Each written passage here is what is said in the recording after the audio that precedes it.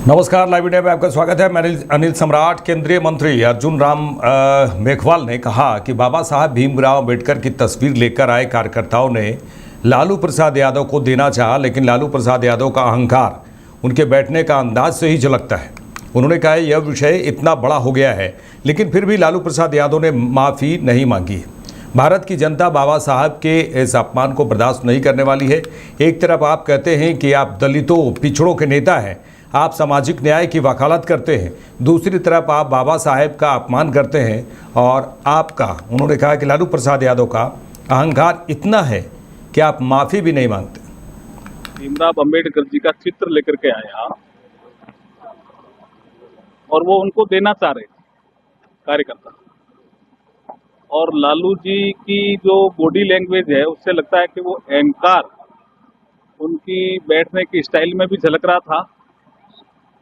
और उसके बाद जब ये विषय इतना बड़ा बन गया, भी बाबा साहब का अपमान किया है आपने, लेकिन आप अहंकार देखिए लालू प्रसाद जी का कि वो माफी भी नहीं मांग रहे हैं। ये बाबा साहब का अपमान ये हिंदुस्तान की जनता सहन करने वाली नहीं है। एक तरफ आप कहते हो कि हम दलितों के, शोषितों के, पिछड़ों के नेता हैं, सामाजिक न्याय की हम वकालत करते हैं। दूसरी तरफ जब पूरा देश संविधान लागू होने के 75 वर्ष मना रहा है और उसमें हमारा संविधान हमारा गौरव, हमारा संविधान हमारा सम्मान, और उसमें बाबा साहब भीमराव अम्बेडकर जी का योगदान की बात कर रहा है, उस समय आप अपने जन्मदिन पे बाबा साहब भीमराव अम्बेडकर जी का अपमान कर रहे हो और अहंकार इतना का आप माफी भी नहीं मांग रहे हो। इसकी हम घोर निंदा भी करते हैं और बिहार की जनता आने वाले समय में लालू जी को सबक भी सिखाएगी। भीमराव अम्बेडकर जी का चित्र लेकर के आया और वो उनको देना चाह रहे थे कार्यकर्ता, और लालू जी की जो बॉडी लैंग्वेज है उससे लगता है कि वो अहंकार उनकी बैठने की स्टाइल में भी झलक रहा था। और उसके बाद जब ये विषय इतना बड़ा बन गया, भी बाबा साहब का अपमान किया है आपने, लेकिन आप अहंकार देखिए लालू प्रसाद जी का कि वो माफी भी नहीं मांग रहे हैं। ये बाबा साहब का अपमान ये हिंदुस्तान की जनता सहन करने वाली नहीं है। एक तरफ आप कहते हो कि हम दलितों के, शोषितों के, पिछड़ों के नेता हैं, सामाजिक न्याय की हम वकालत करते हैं। दूसरी तरफ जब पूरा देश संविधान लागू होने के 75 वर्ष मना रहा है और उसमें हमारा संविधान हमारा गौरव, हमारा संविधान हमारा सम्मान, और उसमें बाबा साहब भीमराव अम्बेडकर जी का योगदान की बात कर रहा है, उस समय आप अपने जन्मदिन पे बाबा साहब भीमराव अम्बेडकर जी का अपमान कर रहे हो और अहंकार इतना का आप माफी भी नहीं मांग रहे हो। इसकी हम पुणे में पुल ढहने की घटना पर जिला कलेक्टर जितेंद्र टूडी ने कहा कि हमें सूचना मिली, उसके बाद 15 मिनट में हमारी सभी टीमें वहां पहुंच गई थी। करीब 250 लोग वहां पहुंचे। राहत के लिए जो भी उपकरण चाहिए थे वे तुरंत लाए गए और राहत बचाव कार्य शुरू किया गया। 55 लोग नीचे गिरे थे, उन्होंने बताया। उसमें से 51 लोगों को निकाल लिया गया। सभी की हालत स्थिर है। 38 लोगों का उपचार चल रहा है। दुर्भाग्यवश 4 लोगों की मौत हो गई। और उन्होंने ये भी कहा कि हमारा राहत बचाव का जो कार्य चल रहा था वो लगातार चल रहा था। लापता लोगों की जो सूचना आई थी उन सभी की पहचान कर ली गई। सभी मृतकों के शव निकाल लिए गए। अभी हवाई सर्वेक्षण लगातार किया जा रहा है। कल 3:30 बजे जब हमें इन्फॉर्मेशन मिला तो उसके इमीडिएटली 15 मिनट में हमारी सारी टीम्स वहां पहुंच गई थी। एनडीआरएफ की टीम, आपदा मित्र, पुलिस डिपार्टमेंट, महसूल विभाग, रेवेन्यू, जिला परिषद की टीम, पीएमआरडी की टीम, सब लोगों की टीम तुरंत वहां पे पहुंच गई थी। करीब 250 लोगों का टीम वहां पे पहुंचा। सारा मशीनरी जो चाहिए रेस्क्यू के लिए वहां पे अवेलेबल करा के दिया और उसकी वजह से ऑपरेशन रेस्क्यू का इमीडिएटली चालू हुआ। टोटल मिला के 55 लोग, 55 लोग जो हैं वो ब्रिज कोलैप्स होने की वजह से नीचे गिर गए थे और उसमें से हमने सक्सेसफुली 51 लोगों को वहां से रेस्क्यू किया। सभी की जो सिचुएशन है, उनकी अभी जो परिस्थिति है वो स्टेबल है। 38 लोगों का 38 लोगों का उपचार अभी हॉस्पिटल में चल रहा है, उनकी भी जो परिस्थिति है वो स्टेबल है। अनफॉर्चुनेटली 4 लोगों की मृत्यु हो गई है। कल रात को 11 बजे तक हमारा रेस्क्यू ऑपरेशन चला था। मिसिंग लोगों की जो भी हमारे पास में इंफॉर्मेशन आई थी, कल रात को 11 बजे तक हमने सबको आइडेंटिफाई कर लिया था। एक बार रात को हमने 2 राउंड एडिशनल रेकी के लिए कि इंफॉर्मेशन मिसिंग जो हमारे पास में है वो तो हमने आइडेंटिफाई कर लिए हैं, लेकिन उसके अलावा भी कोई ना रह जाए उसके लिए हमने 2 एडिशनल राउंड कंप्लीट किए और 11 बजे रेस्क्यू ऑपरेशन कंप्लीट किया। सुबह अभी दोपहर तक हमारे पास में मिसिंग इन्फॉर्मेशन कोई भी नहीं है, तो अभी काफी विश्वास से कहा जा सकता है कि हमने सब लोगों को वहां पे जितने भी थे उनको रेस्क्यू कर लिया है। अनफॉर्चुनेटली जो 4 लोगों की डेथ हो गई थी, उन लोगों की बॉडीज भी आइडेंटिफाई हो गई हैं, उनको भी हमने बाहर निकाल लिया है। और अभी एक बस छोटा सा काम हमारा एक बचा है कि अभी दोपहर में एक एरियल सर्वे हम लास्ट कर लेंगे, जस्ट टू चेक कि कहीं पे कुछ भी रह न गया हो। So this is the final thing. और इस सारी घटना का एक चीज ये था हमारे सामने आया कि हमारी जो डिजास्टर मैनेजमेंट की टीम है, उनका रिस्पांस काफी फास्ट था। सभी का कोऑर्डिनेटेड रिस्पांस था, इसलिए वो जल्दी पहुंचे। 15 मिनट में वहां पे पहुंचे, उन्होंने इमीडिएटली काम चालू किया। इसकी वजह से क्या उन लोगों को बचा सके। इस घटना का अनुसंधान लेते हुए हमने एक टीम गठित की है एडिशनल कलेक्टर की अध्यक्षता में, जिसमें इरिगेशन के, पीडब्ल्यूडी के, फॉरेस्ट डिपार्टमेंट के, पुलिस विभाग के लोग हैं। उस टीम का 2 महत्वपूर्ण जिम्मेदारी रहेगा। एक, ये जो पूरी घटना हुई है उसकी एकदम बारीकी से चौकसी करेंगे और प्रशासन की तरफ से अगर कुछ लैप्स है तो वो हमारे सामने लाएं, तो उसके हिसाब से हम उसके ऊपर जो उचित कार्रवाई है वो आगे करेंगे। इसके अलावा उस समिति का दूसरा एक काम ये रहेगा कि जो हमारी एग्जिस्टिंग एसओपी है, जिसके तहत हम मानसून के टाइम पे सारे टूरिस्ट लोकेशन को मैनेज करते हैं, वहाँ पे हमारा मनुष्य बल रखते हैं, वहाँ पे बोर्ड्स लगाते हैं, होर्डिंग्स लगाते हैं, बैरिकेडिंग करके रखते हैं। उसके बावजूद भी घटना हो रही है, तो अगर एसओपी में हमारे कुछ चूक है क्या, तो वो एसओपी में दुरुस्ती भी वो टीम हमें सूचना देगी और उसके हिसाब से जहाँ पे सुधारना की आवश्यकता है एसओपी में, उस एसओपी की सुधारना भी हम लोग करेंगे। तो ये 2 उस कमेटी का काम रहेगा।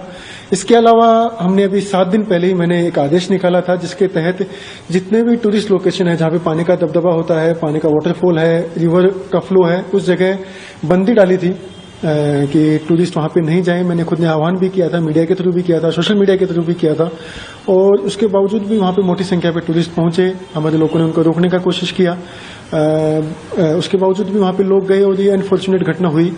तो मेरा फिर से सभी लोगों को अपील रहेगा, मैंने 7 दिन पहले भी अपील किया था कि प्रशासन अपने स्तर पे कार्रवाई कर रहा है। हमारी तरफ से कुछ भी चूक हुई होगी प्रशासन की तरफ से, तो उस पर योग्य की कार्रवाई बिल्कुल की जाएगी। लेकिन एक टूरिस्ट जो है, अपना नागरिक है, उनसे मेरा आह्वान रहेगा कि ये जो मानसून का टाइम रहता है, इसमें हर साल दुर्घटना होती है। कुछ लोग बह जाते हैं, कुछ लोग सेल्फी निकालने के लिए ऐसी जगह पे चले जाते हैं जो दुर्घटनादायक रहती है, और फिर अनफॉर्चुनेटली इस तरीके की दुर्घटना हो जाती है, कुछ लोगों की मृत्यु भी हो जाती है, पानी में बह जाते हैं। तो मानसून के टाइम पे जो मेरा आदेश है उसका पालन करें। मानसून के टाइम पे इस तरीके के लोकेशन पे जाना टालें, जिसकी वजह से इस तरीके की घटना नहीं होगी।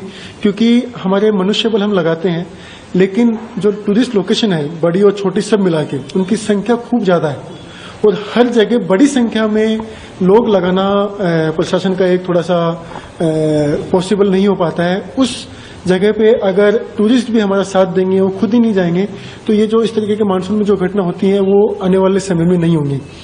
जितने भी हमारे ब्रिजेज हैं जहाँ पे जो पुराने हो चुके हैं, उन सब का हमने स्ट्रक्चरल ऑडिट भी किया है, उसका मैंने रिपोर्ट भी मांगा है।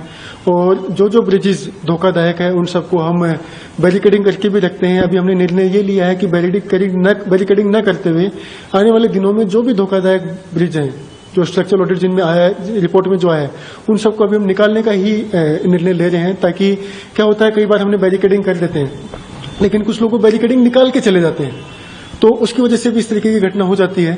तो ये इस तरीके की घटना न हो, तो हमने ये निर्णय लिया है कि आने वाले दिनों में जो भी धोखादायक ब्रिजेस हैं, जो भी साका हुआ है, छोटे पगडंडियां हैं, उन सबको निकाल दें, ताकि इस तरीके की घटना आने वाले दिनों में हुई ना। इसको हमने काफी सीरियसली लिया है, इस दुर्घटना को, और जो आवश्यक है प्रशासन के स्तर पे, जो कार्रवाई करने आवश्यक है, वो सारे कार्रवाई हम आने वाले दिनों में करेंगे। ये घटना जो हुई है, अनफॉर्चुनेटली जिन 4 लोगों की मृत्यु हुई है, उन लोगों को शासन की तरफ से 5 लाख रुपए उनके परिवारजनों को दिया जाएगा। जो उपचार जिन लोगों का चल रहा है, उनका 100% उपचार शासन के थ्रू किया जा रहा है। और आने वाले दिनों में और ज्यादा सतर्कता से हम काम करने का कोशिश करेंगे। लोगों का भी उसमें हमें मदद चाहिए होगा, जिसकी वजह से आगे बढ़ेंगे। प्रधानमंत्री नरेंद्र मोदी और साइप्रस के राष्ट्रपति निकोस क्रिस्टोडोलिडेस ने साइप्रस के निकोसिया में प्रतिनिधिमंडल स्तर की वार्ता की। साइप्रस में प्रधानमंत्री नरेंद्र मोदी ने कहा कि हम सीमा पार आतंकवाद के खिलाफ भारत की लड़ाई में साइप्रस के निरंतर समर्थन के लिए आभारी हैं। आतंकवाद, नशीले पदार्थों और हथियारों की तस्करी को रोकने के लिए हमारी एजेंसियों के बीच वास्तविक समय पर सूचना के आदान प्रदान के लिए एक तंत्र विकसित किया जाएगा। रक्षा और सहयोग को और मजबूती देने के लिए द्विपक्षीय डिफेंस कोऑपरेशन प्रोग्राम के तहत रक्षा उद्योग पर बल दिया जाएगा। साइबर और मैरीटाइम सिक्योरिटी पर अलग से डायलॉग शुरू किया जाएगा। क्रॉस बॉर्डर टेररिज्म के विरुद्ध भारत की लड़ाई में साइप्रस के सतत समर्थन के लिए हम बहुत बहुत आभारी हैं। आतंकवाद, ड्रग्स और आर्म्स की तस्करी की रोकथाम के लिए हमारी एजेंसीज के बीच रियल टाइम इंफॉर्मेशन एक्सचेंज का मैकेनिज्म तैयार किया है। साइप्रस के राष्ट्रपति निकोस क्रिस्टोडोलिडेस ने प्रधानमंत्री नरेंद्र मोदी को साइप्रस के सर्वोच्च सम्मान grand cross of the order of Makarios से सम्मानित किया। प्रधानमंत्री नरेंद्र मोदी ने कहा कि grand cross of the order of Makarios सम्मान के लिए मैं साइप्रस के राष्ट्रपति को उन्होंने कहा कि साइप्रस सरकार और साइप्रस के लोगों का अभिनंदन करता हूं। यह सम्मान केवल मेरा नहीं है, ये सम्मान 140 करोड़ भारतवासियों का सम्मान है।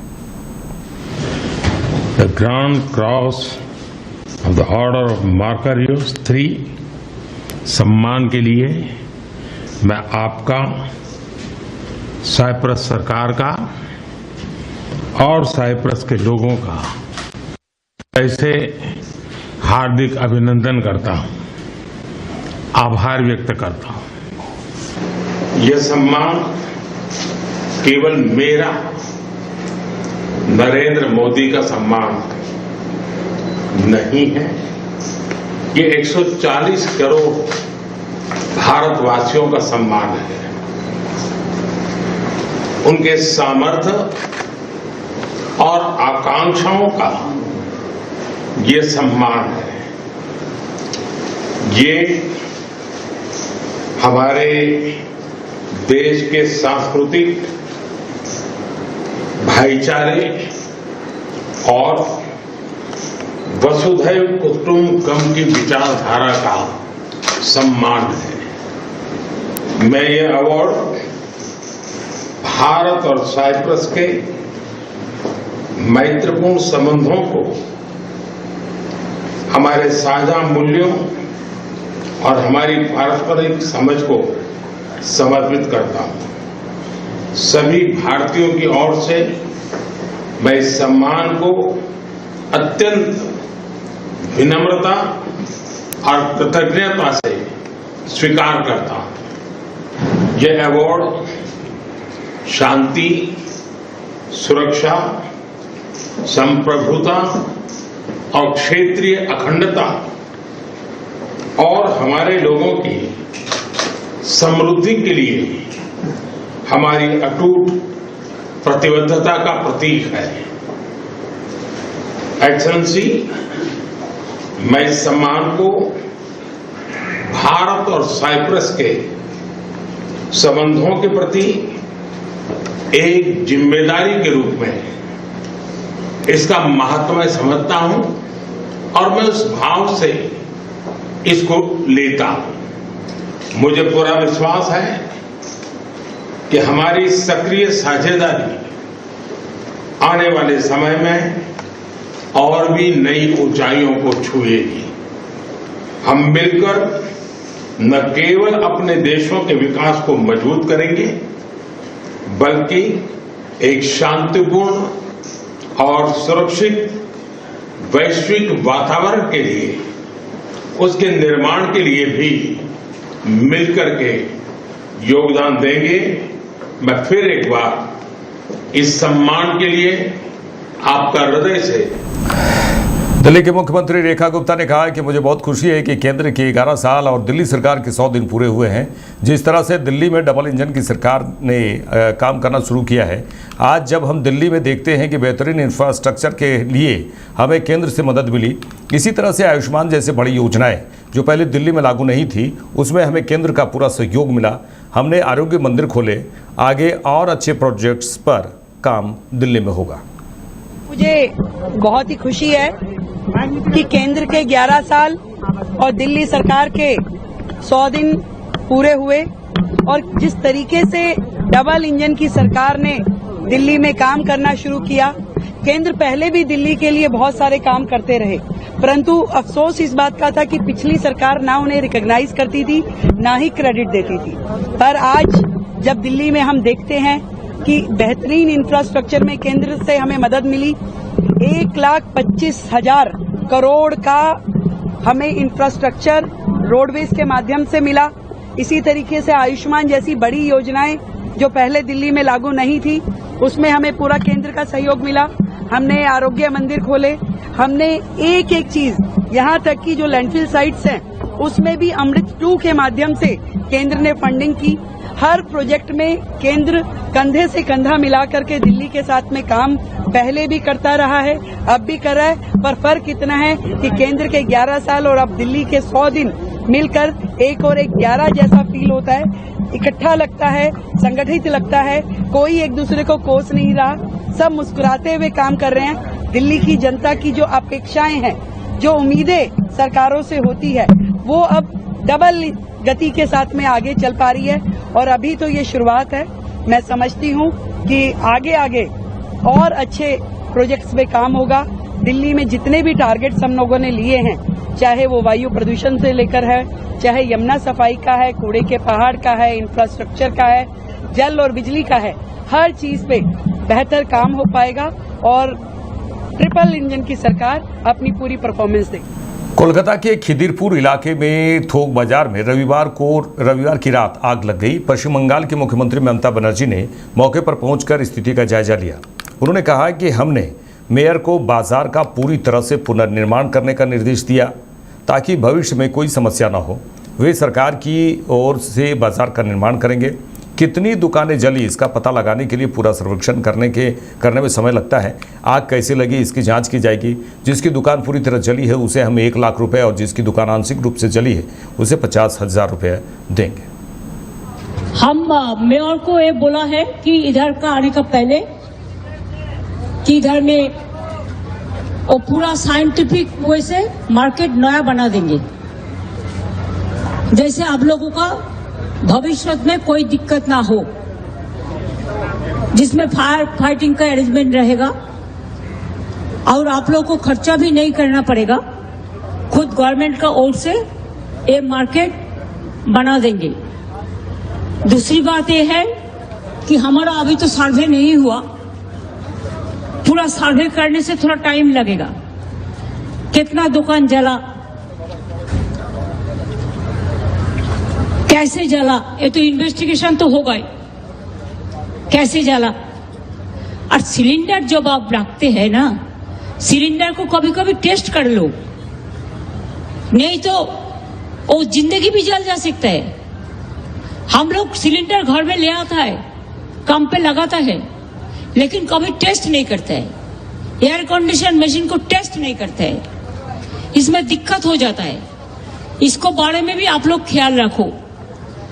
और ये मार्केट अभी शिफ्ट करना पड़ेगा और नया मार्केट बनाने के लिए एक जाएगा। काउंसिलर और मेयर मिलके ठीक किया है, हम भी बातचीत कर लिया। वो आपका पास इंफॉर्मेशन आएगा, नजदीक में ही है। वो एक जगह हम रख दिया था कोई काम के लिए, उसमें अभी टेम्पोररी आपको मार्केट शिफ्ट होगा जब तक नया मार्केट नहीं बनता है। जैसे आपको बिजनेस भी कामयाबी रहे, आपका कारोबार भी चले, आपका परिवार भी चले। और दूसरी बात है, कुछ मदद आप लोगों को करने के लिए हम तैयार है, लेकिन हमको देखना पड़ेगा पूरा रिपोर्ट हमारे पास आने से एक्चुअली क्या है, किसको किसको दुकान जल गया है, किसका पूरा जला है, किसको आधा जला है। ये बात इन्वेस्टिगेशन करके, इंक्वायरी करके, पूरा विजिट करके, लेकिन अभी नया करके कोई आग नहीं लगाना चाहिए। তোমরা পুলিশ থেকে একটা ব্যারিকেড করে দাও, আর যেগুলো এখনো ধোয়া উঠছে সেগুলোকে নিভিয়ে দেওয়ার ব্যবস্থা করো, দরকার হলে ওয়াটার ট্যাঙ্ক। और ये बात है कि जिसको पूरा जल गया है हम 1 लाख करके उसको देगा, दुकान भी बना देंगे प्लस मटेरियल्स खरीद करने के लिए, और जिसको थोड़ा से हुआ उसको हम 50,000 करके देगा। ये आपको जब शिफ्ट हो जाएंगे तो अभी मिलेगा। नया बनेगा जब, और नया जिसका दुकान जिधर में था उसका ही मिलेगा, बाहर का कोई नहीं आएगा। जिसको जो दुकान था उसका नाम पे वही नाम। मेरे साथ इस बुलेटिन में इतना ही। देश दुनिया की तमाम खबरों के लिए देखते रहिए लाइव इंडिया। नमस्कार।